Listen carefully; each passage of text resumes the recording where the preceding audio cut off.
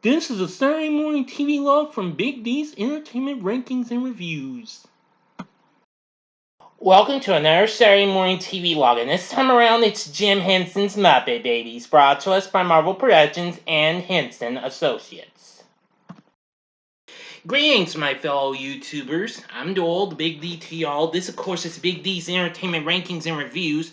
So today's Saturday Morning TVLog is the original Muppet Babies, which, of course, was among one of the shows that was up for the vote for my 100th Saturday Morning TVLog earlier this year. But, of course, you know the Snorks one. And since I already covered the original Ninja Turtles and Alvin and the Chipmunks, it's time to do this one.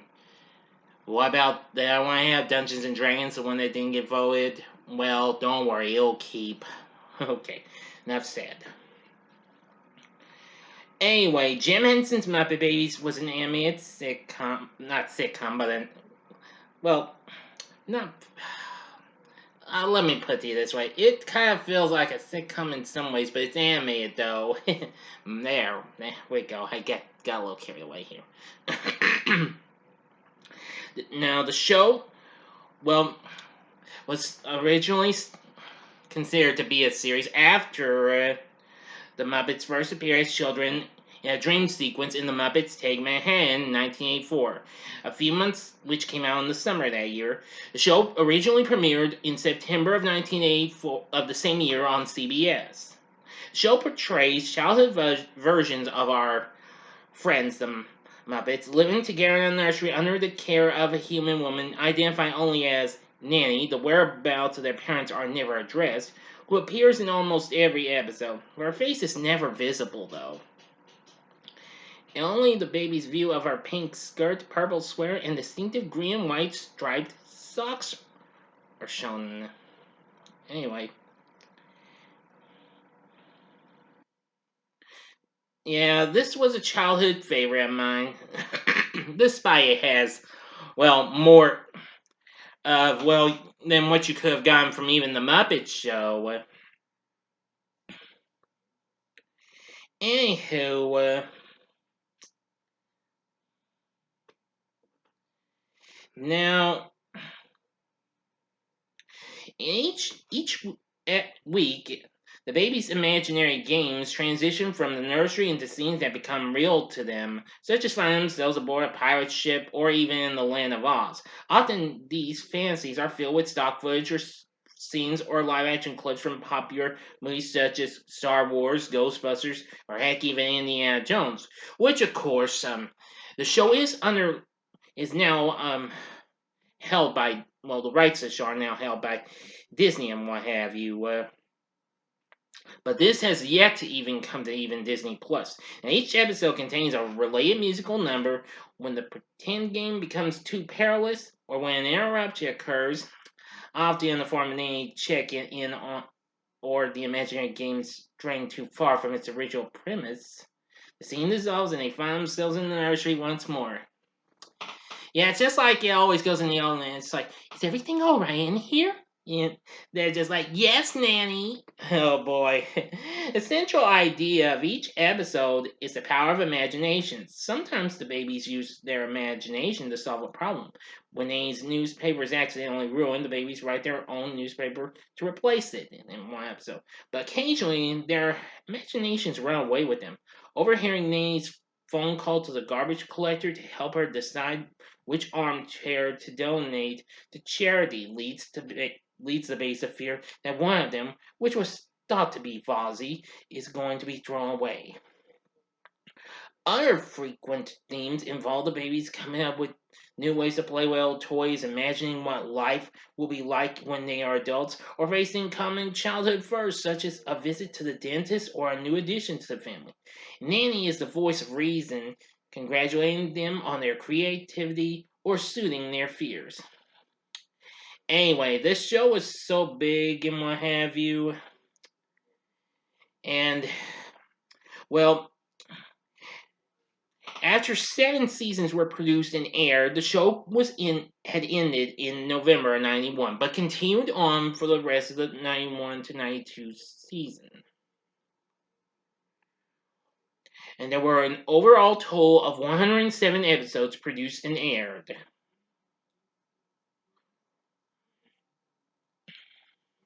Now, the series features some of the main Muppets we all know, including Kermit the Frog, Miss Piggy, Fozzie Bear, Animal, Scooter, Rolf the Dog, and the Great Gonzo. Plus the new addition to the group, Skeeter. Plus regular appearances from Dr. Bunsen, Honeydew, and Beaker. And same with Camilla in the form of Gonzo's stuffed baby chick, though.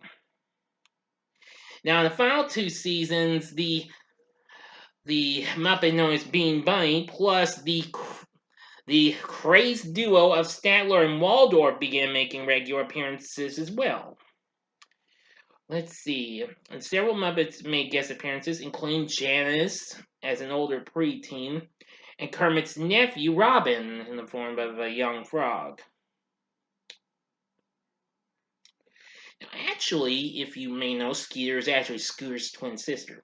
She was unique to this series, having no live-action puppet incarnation, although she did appear in a few comics in the early 2010s. Well, the reason why the character never appeared as an adult Muppet served as the basis of a sketch on the adult comedy Robot Chicken.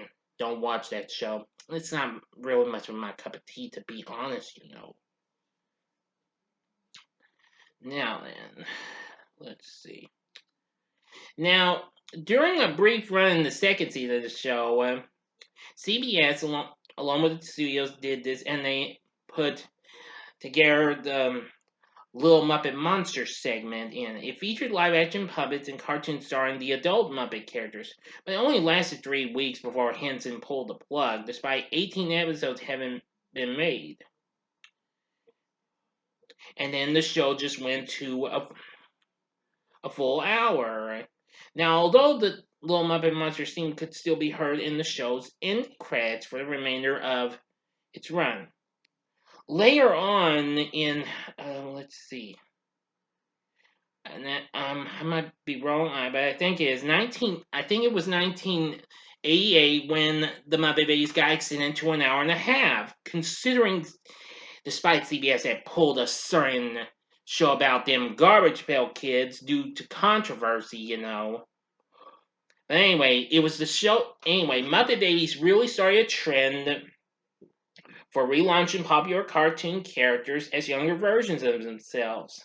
Amongst some of them include popular shows like A Pup Named Scooby-Doo, The Flintstone Kids, The Tom and Jerry Kids, Baby Felix, heck, even Tiny Toon Adventures, and Jungle Cubs, which of course you know that's the show based on the characters from the Jungle Book.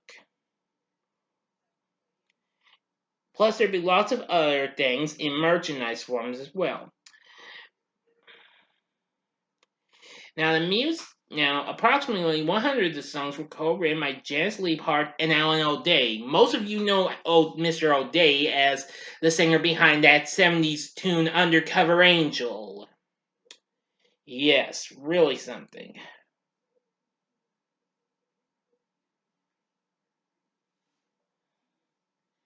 Yeah, it was pretty cool. I didn't even know that. In 1989, the show got showing reruns 5 days a week in syndication through Classic Television, which of course currently distributed shows for Sunbow Productions, which of course co-produced shows with Marvel like the Transformers, G.I. Joe, Jam and the Holograms, and lots of other tunes. They'd also work with Deke as well, distributing Maxie's World and the new G.I. Joe. Ran until 92. Fox Networks would also re-air the show. Later on, until 92, just a year after the show had ended, just right after the show had ended, then Nickelodeon got the rights to the show, and then the IC Network, before it became Hallmark Channel. Now, also the show also got released on video cassette. Now, unfortunately, the show is not on DVD, despite there had been issues with the clips and what have you, using imagination sequences and the opening scenes and I don't know what have you. Anyway, However, in 2003, 4 episodes were made available in uncut form as bonus DVDs with 10 plush toys, which that was really cool. Anyhow, there'll be lots of other merchandise and what have you. It also won various Daytime Emmy Awards. And we're also going to have a reboot series on Disney Junior in 2018. Now, I've only seen the first couple of episodes. Now, at least I'm going to say they did kind of tone it down. I believe, if I'm hopefully am correct, they toned down some of the characters' the characters' bits and what have you, especially Miss Piggy's, even though she still provides her a little bit of spunkiness.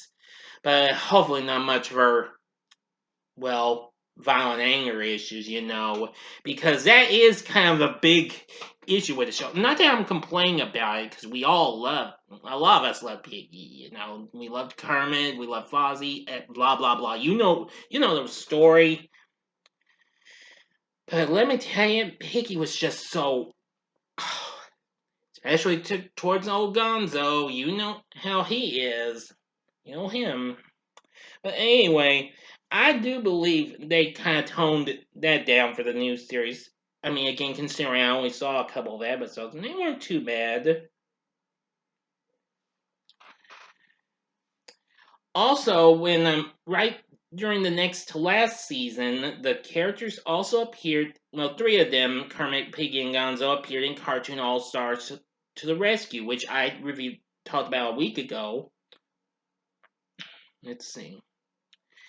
Now, the live-action version of the lead characters did make appear one time after the Muppets Take Manhattan, and it was in a Muppet Family Christmas. As I mentioned, the adult skier was featured in the Family Reunions issue of the Muppet Show comics in 2010. So anyway, now you know.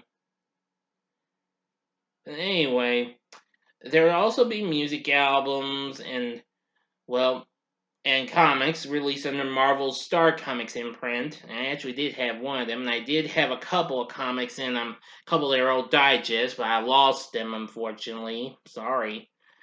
But anyway, Muppet Babies is just so good. It still provides that good feeling. Even though I haven't watched the original series for some time, but hey, it'll still provide good memories and what have you.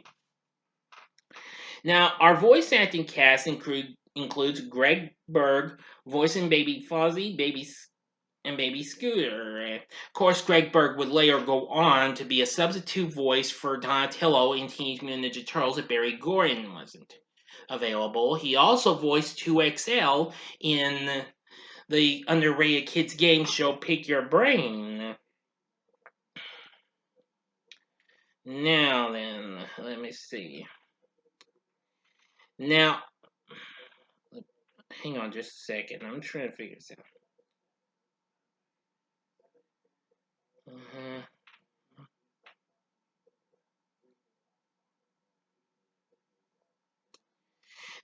Now there were different voices for some of the actors. Howie Mandel originally voiced Baby Skeeter, Baby Animal, and Baby Bunsen.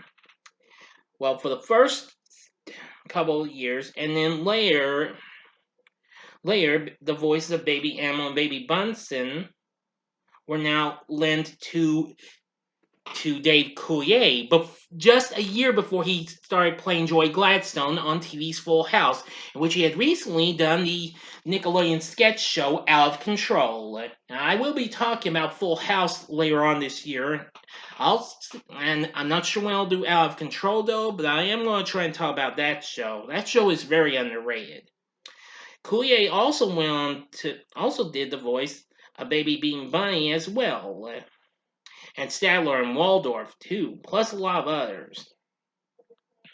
Now, as for later voice for Baby Skier, it was done by voice god Frank Welker, who also lent his voice to Baby Kermit and Baby Beaker as well. Which that was really good. Let's see. Voicing next is Russie Taylor, who did lots of voices. She voiced Baby Gonzo. And even did the vocal effects of Baby Robin as well. Lori O'Brien voices Baby Piggy. Voicing Baby Rolf is Katie Lee. And as for Nanny, she's voiced by none other than, are you ready for this in case you didn't know who this was? I bet you didn't know. Okay. I'm just telling you, you knew her best as June Cleaver of Leave It to Beaver fame. That's right. In case you didn't know. It also features a host of other voices, including Bob Bergen, Pierre Cullen, Pat Fraley, Tress MacNeille, lots of others. So anyway, I still kind of wish the show would come to Disney Plus, considering the reboots currently on there. But I don't know, it's very unlikely. But we'll see what happens one day if they get a chance. So anyway, Muppet Babies is just so good, and if you haven't seen the show, you should check it out. But just don't encourage your kids to get all, even if you, and just don't get them too hopped up on some of the stuff. I mean, like Fozzie getting tomato there with his joke after his jokes and what have you. But enough said about it. What I'm saying. I hope. So anyway, let me know what your thoughts are on the original Muppet Babies in the comments section below. If you like this video, click the like button, subscribe to my channel, and be a part of the Big D Nation. So I hope you enjoyed this, and if you like this, consider checking out these other Saturday Morning TVLogs. I'll give you the last 3 that I've done this month. In the upper left-hand corner is the Saturday Morning TVLog I did for Alvin and the Chipmunks. The upper right-hand corner is the Saturday Morning TVLog I did for Kissy Fur a couple of weeks back. And the bottom left-hand corner is last week's Saturday Morning TVLog, which was a special I did for Cartoon All-Stars to the Rescue. And the bottom right-hand corner is the button you can click to subscribe. If you like rankings and reviews on movies, TV, music, video games, etc., as well as the Saturday Morning TVLogs, then I'm your guy. Thanks for watching, and next week's Saturday Morning TVLog is Munchies. So until next time, I'm the Big D saying see ya, and stay tuned. I'll have another video coming out soon. Bye for now.